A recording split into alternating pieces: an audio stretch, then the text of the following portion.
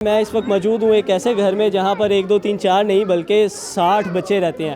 ان 60 بچوں کو کون دیکھتا ہے, کون دیکھ بھال کرتا ہے, سارا کچھ دکھائیں گے. بات کرتے ہیں میم صوفیہ سے جو ان سارے بچوں کو دیکھتے ہیں. میم ویسے تو کہا جاتا ہے بچے 2 ہی اچھے, لیکن یہ اتنے زیادہ بچے کس طرح سے مینیج کر رہی ہیں؟ یہ ہمارے پاس 3 گھر ہیں کیولری گراؤنڈ میں جی, اور ہر گھر میں ہمارے پاس 20 بچے ہیں. ٹھیک ہے جی, مطلب ابھی اگر میں یہ کہوں کہ میں جس گھر میں کھڑا ہوں, آپ 20 بچوں کو یہاں پر رکھ رہی ہیں, ان کا کفالت, ان کی پرورش, ایجوکیشن, کھانا پینا, سب چیزیں دیکھ رہی ہیں. جی, مکمل کفالت کا ذمہ ہمارا ہے جی. تو میم آئیڈیا کیا تھا, کس طرح سے آپ کو خیال آیا؟ لوگ تو آج کل خدا نہ خواستہ ہم کچھ ایسی خبریں بھی دیکھتے ہیں کہ نومولود بچوں کو چھوڑ کے چلے جاتے ہیں, لیکن اس سب کے باوجود اور اس مہنگائی کے دور میں بھی آپ نے یہ بیڑا جو ہے وہ اٹھایا ہوا ہے.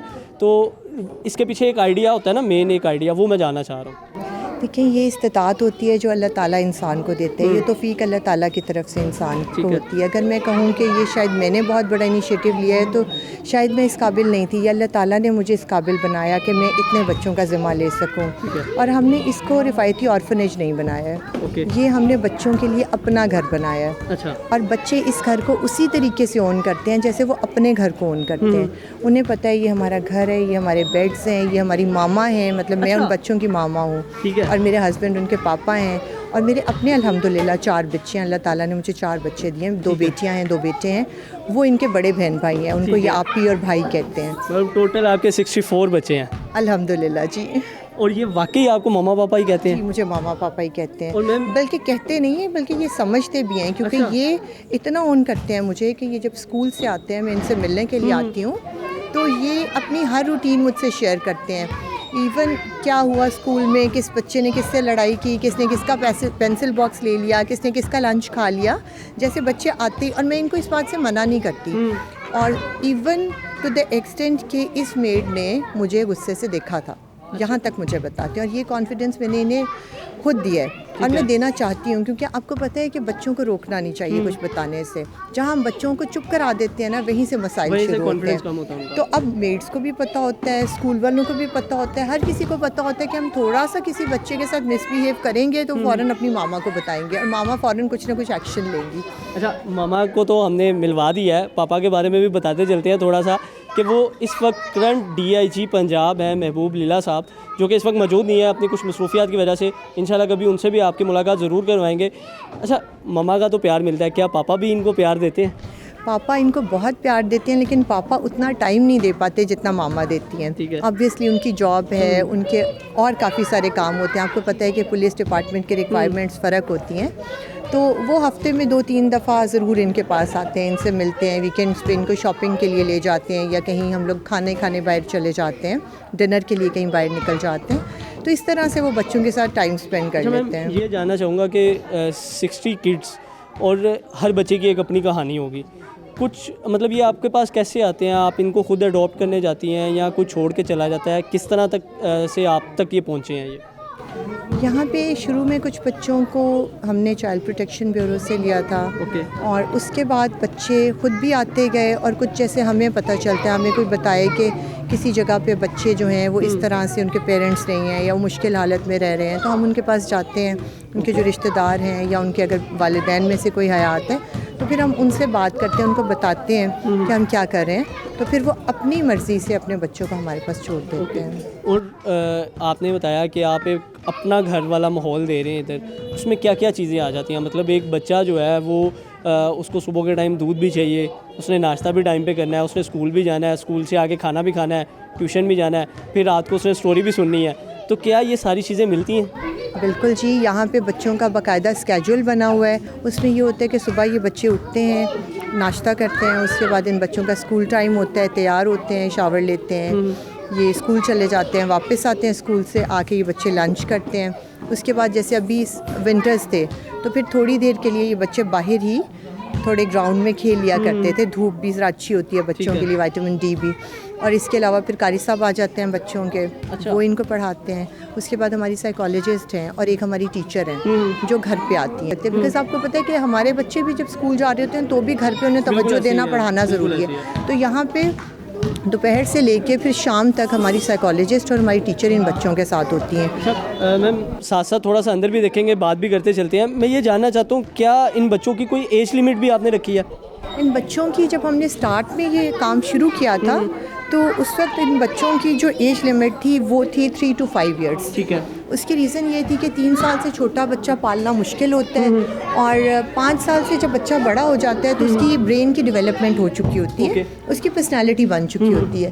اور ہم یہ چاہ رہے تھے کہ جیسے کہ میں نے آپ کو بتایا کہ ہمارے پاس سائیکالوجسٹ ہیں جو کہ بچوں کی پرسنالٹی پہ کام کرتی ہیں. بکاز یہ بچے جب آتے ہیں تو ڈفرینٹ بیک گراؤنڈ سے آتے ہیں، ہر بچے کی ڈفرینٹ سٹوری ہے، ہر بچہ کسی نہ کسی ٹراما سے گزر کے آیا ہوتا ہے.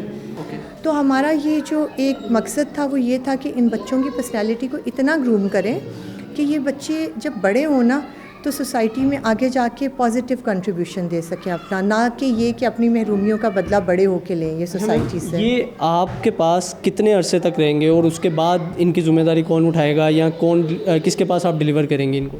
یہ بچے ہم نے لے لیے ہیں، ہم نے اڈاپٹ کر لیے اور اب یہ ہمارے بچے ہیں. اور اپنے بچوں کے ذمہ تو آپ تب تک لیتے ہیں جب تک وہ بچہ انڈیپینڈنٹ نہیں ہو جاتا. ہم نے ان بچوں کے ساتھ ڈفرینٹ طرح کا جو ہے ان کے ساتھ سیشنز کیے ہماری سائیکالوجسٹ نے، اور انہوں نے یہ اب آپ دیکھ سکتے ہیں پکچرز ان بچوں کو بتایا کہ ڈاکٹر کیا کرتا ہے، آرمی آفیسر کیا کرتا ہے، نیول آفیسر کیسا ہوتا ہے، جج کیا کرتا ہے. With the passage of time کچھ ہفتوں کے بعد بچوں نے فائنلی اپنا سوچ لیا کہ نہیں میں نے ڈاکٹر بننا ہے، میں نے آرمی میں جانا ہے، میں نے پولیس آفیسر بننا ہے. تو اس طرح سے پھر جب ان لوگوں نے یہ فائنل کر لیا تو ہم لوگوں نے ان کی اس یونیفارم میں ایک پکچر لگا دی سو دیٹ ان کو موٹیویشن ملے. جب یہ روز یہاں آتے ہیں دیکھتے ہیں کہ okay I am a doctor, تو یہ جب بڑے ہوں گے تو ڈیلی بیسس پہ جب یہ موٹیویشن کے ساتھ بڑے ہوں گے تو ان کے اندر کچھ نہ کچھ وہ چیز ضرور آئے گی کہ انہوں نے وہ بننا ہے. آپ کو سوچنا تو بڑا چاہیے، اللہ تعالیٰ سے دعا تو زیادہ کرنی چاہیے، اللہ تعالیٰ کے پاس کمی نہیں ہے. تو انشاءاللہ تعالیٰ یہ بچے ضرور یہ سب کچھ بنیں گے، اور جب یہ اس قابل ہو جائیں گے کہ یہ خود کو سپورٹ کریں اور اپنی فیملیز جو ان کی والدہ کسی کی زندہ ہیں، کسی کے والد ہیں یا کسی کی کوئی بہن بھائی ہے تو اس کو سپورٹ کرنے کے قابل ہو جائیں گے، تب تک یہ میرے ذمہ ہے. میم اتنے بچے تھے، آخر میں آپ سے کوئی ایک ایسی سٹوری سننا چاہوں گا کسی بچے کی جو بہت زیادہ ٹچی ہو، مطلب جو آپ کو لگتا ہو کہ میں نے اس سے زیادہ جو مطلب ٹچی سٹوری جو ہے وہ نہ سنی ہو. ہر سٹوری ہی بہت پینفل ہے. آپ دیکھیں نا، اگر ایک بچہ 2 سال کی عمر میں 4 سال کی عمر میں آپ کے پاس اپنے گھر سے آ گیا ہے تو کچھ تو ایسا ہوا ہوگا اس کے ساتھ کہ آپ کے پاس اس کو آنا پڑا ہے. اس کو کوئی سنبھالنے والا نہیں ہے، اسے فیملی سے ریجیکشن مل رہی ہے، اس پہ ٹارچر کیا جا رہا ہے. مطلب بہت ساری سٹوریز ہیں. میم یہ بھی میں جاننا چاہتا ہوں کہ اس ایج میں بچے جو ہوتے ہیں وہ بڑے کیا کہتے ہیں، ان کو کچھ چیزوں کا نہیں پتہ ہوتا، تو کیا ان کو ہر طرح کی پروٹیکشن دی جاتی ہے؟ مطلب کیا اس چیز کا خیال رکھا جاتا ہے کہ جو ان کے کیئر ٹیکر ہیں وہ ان کا خیال اس طرح سے رکھتے ہیں جس طرح سے آپ نے ان کو بتایا؟ اس کو میں انشور کرتی ہوں، اور میں نے یہاں پہ جتنا سٹاف رکھا ہے گھر کے اندر وہ فیمیل سٹاف ہے. Males are not allowed in site, ٹھیک ہے. اور میل جو ہیں ہمارے وہ صرف آفس تک الاؤڈ ہیں، اس کے بعد بچوں کے لیونگ ایریا میں میلز الاؤڈ نہیں ہیں.